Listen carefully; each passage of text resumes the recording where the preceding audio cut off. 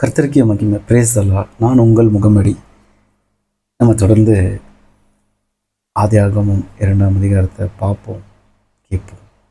சில விஷயங்களா தெரிஞ்சுக்கொள்ளும், சில விஷயங்களை மறந்துருக்கிறோம், தெரிஞ்சுக்கொள்ளும். வாங்க.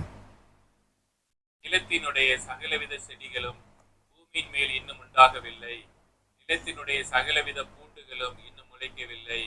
ஏனெனில் தேவனாகிய கர்த்தர் பூமியின் மேல் இன்னும் மழையை பெய்ய மழை வரல, நிலத்தை பண்படுத்த மனுஷனும் இருந்ததில்லை. மனுஷனும் இல்லைன்றாங்க. இதுதான் பூமியிலிருந்து எழும்பி பூமியை எல்லாம் நினைத்தது.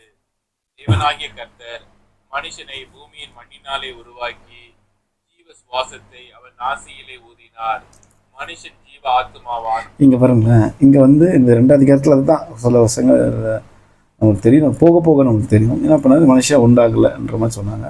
அப்புறமா மண்ணால் அவர் மனுஷர்கள், அதாவது நம்மளை ஆண்டவர் உண்டாக்குறாரு அப்படின்ற மாதிரி சொல்கிறாங்க. இன்னும் காய்கறி இதெல்லாம் வளரல, ஏன்னா மழை இல்லை. ஏசப்பா என்ன பண்ணார், ஃபஸ்ட்டு சில விஷயம் செய்யும்போது ஆர்டராக சில விஷயங்களை செஞ்சு வச்சுறாரு.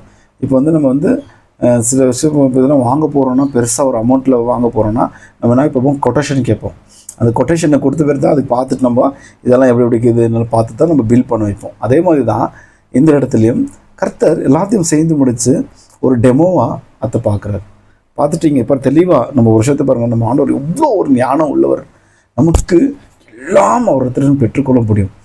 அதனால் நம்ம அவரோட பிள்ளைகள் ஆகிறனால நமக்கு அந்த அதிகாரம் உண்டு. தொடர்ந்து சில விஷயங்களை கேட்போம். தேவனாகிய கர்த்தர் கிழக்கே ஏதேன் என்னும் ஒரு தோட்டத்தை உண்டாக்கி தாம் உருவாக்கின மனுஷனை அதிலே வைத்தார். ஏதேன் தோட்டத்தை உண்டாக்குனார்.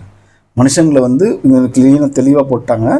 மனுஷங்களை உண்டாக்கி அதில் ஏதேன் தோட்டத்தில் விட்டார். ஏதேன் தோட்டத்தில் விட்டுருந்தனும் அவங்களுக்கு அடுத்த என்னது, இதுதான் ஸ்டார்டிங். ஒரு மனுஷன் உண்டாக்கிட்ட பிறகு எப்படி நம்ம ஒரு குழந்தைய பெற்றெடுக்கிறோமோ, தாய்க்கு தந்தைக்கு எத்தனை அதில் பங்கு இருக்கிறது என்று அதே போல தான் இயேசு கிறிஸ்துவும் கர்த்தராகிய பரிசுத்தர் ஆவியானவர் நடத்தினார். இப்போ நம்ம குழந்தை பெற்று எப்படி வளர்க்குறோமோ அந்த சிச்சுவேஷன் தான் ஆண்டவருக்கு முதலால் அவர் ஆரம்பித்து அதுக்காக எல்லா போதுமான எல்லா தேவைகளும் அவங்களுக்கு அப்படியே விட்டுல பாருங்கள். நம்மளும் நம்ம பிள்ளைகளை சரியான விதத்தில் ஆவிக்குரிய வாழ்க்கையில் நம்ம என்ன பண்ணோம், பெற்றவர்கள் தான் ஆரம்பித்து வைக்க வேண்டும். எப்படி ஆரம்பிக்க வேண்டும் என்று உங்களுக்கும் எனக்கும் தெரிய வேண்டும் என்றால் நாம் முக்கியமான விஷயங்கள் பைபிள்னு பெற்றுக்கொள்ளும்படி கேட்டுக்கொள்கிறேன்.